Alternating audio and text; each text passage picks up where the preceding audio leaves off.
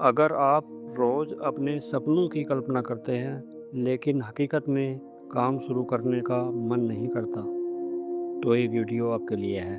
अक्सर हमें सिखाया जाता है कि सफलता की तस्वीर साफ देखो, लेकिन गौर कीजिए, आप जितना ज़्यादा उस जीत के बारे में सोचते हैं, कदम उठाना उतना ही बोझिल होने लगता है। माइकल फेल्प्स जैसे लोग सिर्फ जीत नहीं देखते थे, वे उस संघर्ष को भी मन में जीते थे जो रास्ते में आने वाला था। हम अक्सर कहाँ चूक रहे हैं, चलिए इसे गहराई से समझते हैं। जब आप घंटों आंखें बंद करके अपनी सफलता की तालियां सुनते हैं, तो दिमाग का रिवार्ड सिस्टम एक्टिव हो जाता है। दिमाग को लगता है कि काम हो चुका है।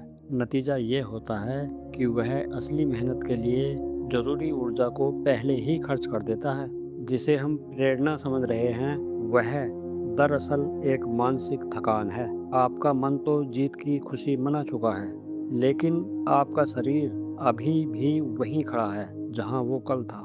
हम अक्सर खुद को इन स्थितियों में पाते हैं। एक स्टूडेंट जो दिन भर अच्छे रिजल्ट की कल्पना करता है, लेकिन किताब खोलते ही उसे एक अजीब सा भारीपन महसूस होता है। हम जिम जाने का प्लान बनाते हैं, फिट दिखने के सपने देखते हैं, लेकिन पहले दिन की मेहनत का ख्याल आते ही आलस हावी हो जाता है। या वो स्टार्टअप जो सिर्फ ख्यालों में बड़ा होता जा रहा है, क्योंकि हकीकत का संघर्ष हमारी कल्पना से मेल नहीं खाता।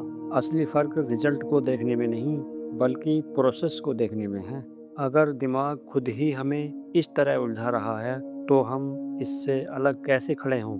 यहीं एक पुरानी समझ काम आती है, साक्षी भाव। इसे ऐसे देखिए जैसे आपके विचार सड़क पर चलती हुई गाड़ियों की तरह हैं। अक्सर हम उन गाड़ियों के सामने कूद जाते हैं, यानी अपने ही विचारों में उलझ जाते हैं। साक्षी भाव का मतलब है सड़क के किनारे खड़े होकर बस उन्हें गुजरते हुए देखना। अब बात करते हैं कि मन क्या कर रहा है, और उसी देखने में एक दूरी पैदा होती है। इस दूरी में ही स्पष्टता है।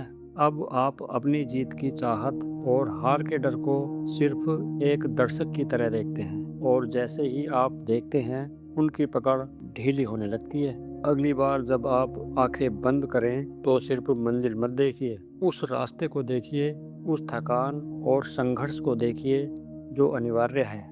खुद से पूछिए, क्या आप वाकई उस काम को करना चाहते हैं, या आप सिर्फ उस काम से मिलने वाली वाहवाही की कल्पना में डूबे रहना चाहते हैं? अगर आप भी अपने दिमाग की इन परतों को और गहराई से समझना चाहते हैं, तो अगले हफ्ते हम बात करेंगे कि डिसीजन मेकिंग में हमारा मन हमें कैसे उलझाता है।